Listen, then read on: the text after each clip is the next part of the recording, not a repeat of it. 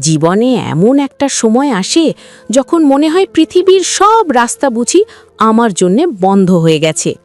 পকেটে ফুটো পয়সা নেই, মাথার ওপর পাহাড় সমান চাপ, আর আত্মীয় স্বজনের কটু কথা। সব মিলিয়ে মনে হতো আমি বোধহয় আর কোনোদিন মাথা তুলে দাঁড়াতে পারবো না। প্রতিটা সকাল শুরু হতো একটা নতুন আশা নিয়ে, আর রাত নামতো এক বুক হতাশা নিয়ে। সিভি নিয়ে মানুষের দরজায় দরজায় ঘুরেছি, ঘন্টার পর ঘন্টা ইন্টারভিউ বোর্ডের সামনে অপেক্ষা করেছি, কিন্তু ফলাফল শুধুই না, আমরা দুঃখিত, পরে যোগাযোগ করব। এই কথাগুলো শুনতে শুনতে আমি ক্লান্ত হয়ে পড়েছিলাম। কিন্তু জানেন, ঠিক সেই শূন্য থেকেই আমার যাত্রা শুরু হয়েছিল। যে ছেলেটার একটা সাধারণ চাকরি জুটছিল না, আজ সে নিজের পায়ে দাঁড়িয়েছে, হাজারো মানুষের অনুপ্রেরণা হয়েছে। কিভাবে হলো এই অসম্ভবটা সম্ভব, সেই গল্পটাই আজ আপনাদের শোনাবো। সত্যি বলতে আমার ছোটবেলাটা খুব সাধারণ ছিল। আর 10টা মধ্যবিত্ত পরিবারের ছেলের মতোই স্বপ্ন দেখতাম, ভালো পড়াশোনা করব, একটা ভালো ডিগ্রি নেব, তারপর একটা মোটা বেতনে চাকরি করব, বাবা মায়ের মুখে হাসি ফোটাবো।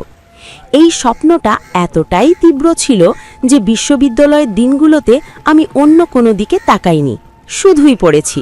রেজাল্টও খারাপ ছিল না। গ্র্যাজুয়েশনের দিন যখন কালো গাউনটা পরে ছবি তুললাম, তখন মনে হয়েছিল ব্যাস, যুদ্ধ শেষ, এবার শুধু জয়ের পালা। কিন্তু আসল যুদ্ধ যে তখনও বাকি, সেটা কে জানত? পড়াশোনা শেষ করে যখন চাকরির বাজারে নামলাম, তখন বুঝলাম বাস্তবতা কত কঠিন। প্রথম মাসটা খুব উৎসাহের সঙ্গেই কাটল। এখানে আবেদন করছি, ওখানে সিভি ড্রপ করছি, কিন্তু কোথাও থেকে কোনো ডাক আসছে না। 1 মাস, 2 মাস, 3 মাস এভাবে সময় গড়াতে লাগলো। আমার বন্ধুদের অনেকেই তখন চাকরিতে ঢুকে গেছে। ফেসবুকে তাদের অফিসের ছবি, প্রথম বেতনের স্ট্যাটাস দেখে বুকের ভেতরটা কেমন যেন মোচড় দিয়ে উঠত। হিংসা হতো না, কিন্তু নিজের ওপর খুব রাগ হতো। মনে হতো আমি কি এতটাই অযোগ্য?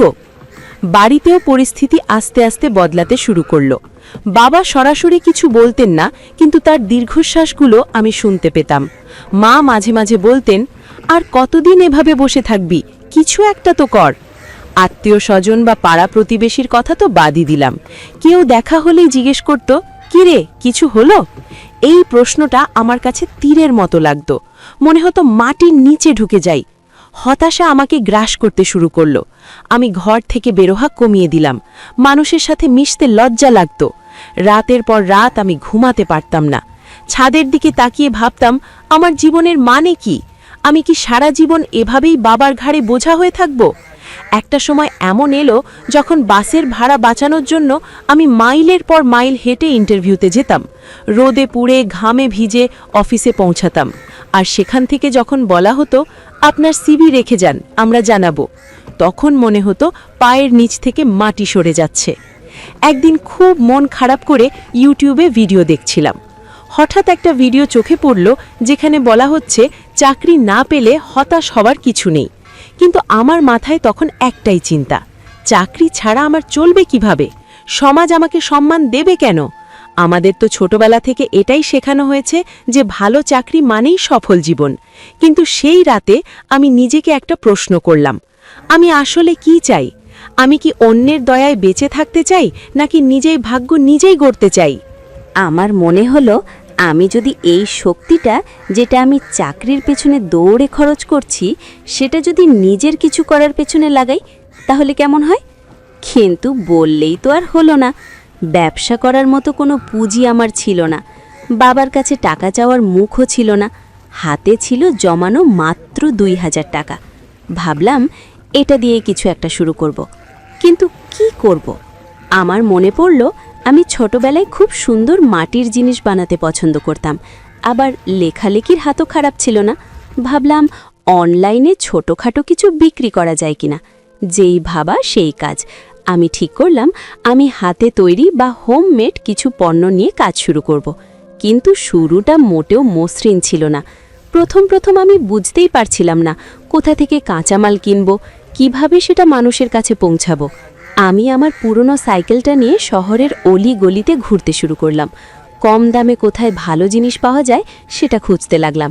অনেক দোকানদার আমাকে পাত্তাই দিত না, অনেকে উপহাস করত, এত পড়াশোনা করে এখন ফেরিওয়ালা হবি, এই কথাটা আমাকে শুনতে হয়েছে, কিন্তু আমি কান দিইনি, কারণ আমি জানতাম আমার পিঠ দেয়ালে ঠেকে গেছে, আমার সামনে আর কোনো রাস্তা নেই। প্রথম পণ্যটা যখন আমি ফেসবুকে আপলোড দিলাম, আমি অধীর আগ্রহে অপেক্ষা করছিলাম। 1 ঘন্টা 2 ঘন্টা কোনো সাড়া নেই। সারা দিন গেল, কেউ একটা মেসেজও দিল না। মনটা ভেঙে গেল। মনে হলো আমি বোধহয় ব্যবসাতেও ফেল করলাম। কিন্তু আমি হাল ছাড়লাম না। আমি শিখতে শুরু করলাম কিভাবে পণ্য উপস্থাপন করতে হয়, কিভাবে মানুষের সাথে কথা বলতে হয়। ইউটিউব দেখে দেখে আমি ডিজিটাল মার্কেটিংয়ের টুকটাক কাজ শিখলাম। প্রায় 7 দিন পর আমার প্রথম অর্ডারটা এলো। অচেনা এক ভদ্রলোক অর্ডার করেছিলেন। সেই মুহূর্তের আনন্দটা আমি বলে বোঝাতে পারবো না। মনে হলো আমি বিশ্ব জয় করে ফেলেছি। সেই সামান্য লাভটা আমার কাছে লাখ টাকার চেয়েও বেশি দামি ছিল। ওই একটা অর্ডার আমাকে বিশ্বাস এনে দিল যে হ্যাঁ, আমিও পারি। আস্তে আস্তে অর্ডার বাড়তে লাগলো।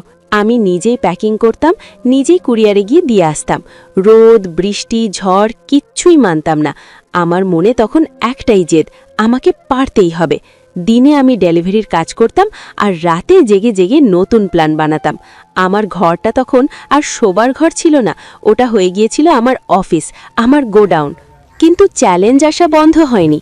একবার আমার একটা বড় চালানের মাল নষ্ট হয়ে গেল। পুরো পুঁজিটাই প্রায় শেষ হবার পথে। আমি দিশেহারা হয়ে পড়লাম। মনে হলো সব শেষ।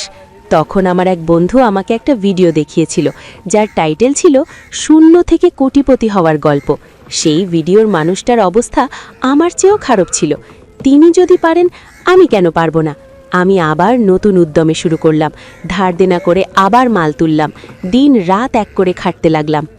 আজ আমি যখন পেছনে ফিরে তাকাই, তখন সেই দিনগুলোর কথা মনে পড়লে গা শিউরে ওঠে। সেই আমি যে 100 টাকার জন্য মানুষের কাছে হাত পাততে লজ্জা পেত, আজ আমার অধীনে 10 জন মানুষ কাজ করে। আমি এখন আর চাকরির পেছনে দৌড়াই না, বরং আমি মানুষকে চাকরি দিই। আমার এই যাত্রাপথ আমাকে একটা বড় শিক্ষা দিয়েছে। সেটা হলো ব্যর্থতা মানে শেষ নয়। ব্যর্থতা মানে হলো তোমাকে নতুন করে শুরু করার একটা সুযোগ দেওয়া হলো। আমি যদি সেই সময় চাকরিটা পেয়ে যেতাম, তাহলে হয়তো আমি আজকের এই আমি হতে পারতাম না। হয়তো কোনো এক অফিসের কোনায় বসে বসের ধমক শুনতাম আর মাসের শেষে বেতনের অপেক্ষায় থাকতাম। কিন্তু আজ আমি স্বাধীন, আমি আমার নিজের স্বপ্নের মালিক। অনেকে আমাকে জিজ্ঞেস করেন, ভাই, সফল হতে গেলে কি লাগে? আমি বলি, সফল হতে গেলে বাপের টাকা বা মামার জোর লাগে না, লাগে অদম্য ইচ্ছা আর ধৈর্য। লোকে কি বলবে, এই চিন্তাটা সবার আগে মাথা থেকে ঝেড়ে ফেলতে হবে। যেদিন আপনি লোকের কথায় কান দেওয়া বন্ধ করবেন, সেদিনই আপনি অর্ধেক জিতে গেলেন। আমার এই উদ্যোক্তা হওয়ার জার্নিতে একটা সময় এসেছিল যখন আমাকে সিদ্ধান্ত নিতে হয়েছিল, আমি কি নিরাপদ জীবন বেছে নেব নাকি ঝুঁকির পথে হাঁটব। তখন আমি অনেক ভিডিও দেখতাম, বই পড়তাম। তখন একটা বিষয় খুব ভাইরাল ছিল, চাকরি নাকি ব্যবসা, কোন কি সেরা। এই তর্কে না গিয়ে আমি বুঝেছিলাম আমার জন্য সেরা হলো আমার স্বাধীনতা। আমি আমার মেধা আর পরিশ্রমকে অন্যের স্বপ্নের জন্য খরচ না করে নিজের স্বপ্নের জন্য খরচ করার সিদ্ধান্ত নিয়েছিলাম। আর এই সিদ্ধান্তটাই আমার জীবন বদলে দিয়েছে। আজ যারা এই ভিডিওটা দেখছেন, তাদের মধ্যে হয়তো অনেকেই আছেন যারা এখন আমার সেই পুরনো দিনগুলোর মতো পরিস্থিতির মধ্যে দিয়ে যাচ্ছেন। হয়তো আপনি চাকরি পাচ্ছেন না, হয়তো ব্যবসায় লস খেয়েছেন, বা হয়তো আপনি জানেনই না জীবনে কি করবেন। আপনাদের শুধু একটা কথাই বলবো, হাল ছাড়বেন না। আপনার সময় আসবেই। শুধু নিজের ওপর বিশ্বাস রাখুন আর কাজ করে যান। ওপরওয়ালা পরিশ্রমী মানুষকে কখনো খালি হাতে ফেরান না। আমি কোনো সুপারম্যান নই, কোনো জিনিয়াসও নই। আমি আপনাদের মতোই সাধারণ একজন মানুষ। আমি যদি পারি, আপনি কেন পারবেন না? উঠে দাঁড়ান, নিজের ধুলো ঝেড়ে ফেলুন। আজ এই মুহূর্ত থেকেই শুরু করুন। কে জানে, হয়তো আগামী কয়েক বছরের মধ্যে আপনিও হয়ে উঠবেন একজন সফল উদ্যোক্তা, আর আপনার গল্প শুনে অন্য কেউ অনুপ্রাণিত হবে। জীবনটা খুব ছোট, কিন্তু এর সম্ভাবনা অসীম। বেকারত্বের অভিশাপকে আশীর্বাদে পরিণত করার ক্ষমতা আপনার হাতেই আছে। শুধু দরকার একটু সাহস আর লেগে থাকার মানসিকতা। বন্ধুরা, আমার এই ছোট জার্নিটা যদি আপনাদের মনে একটু সাহসের সঞ্চার করে থাকে, যদি মনে হয় যে হ্যাঁ, আমিও পারবো, তাহলে আমার সার্থকতা। আপনাদের ভালোবাসাই আমার এগিয়ে যাওয়ার শক্তি। ভিডিওটি ভালো লেগে থাকলে অবশ্যই একটা লাইক দেবেন।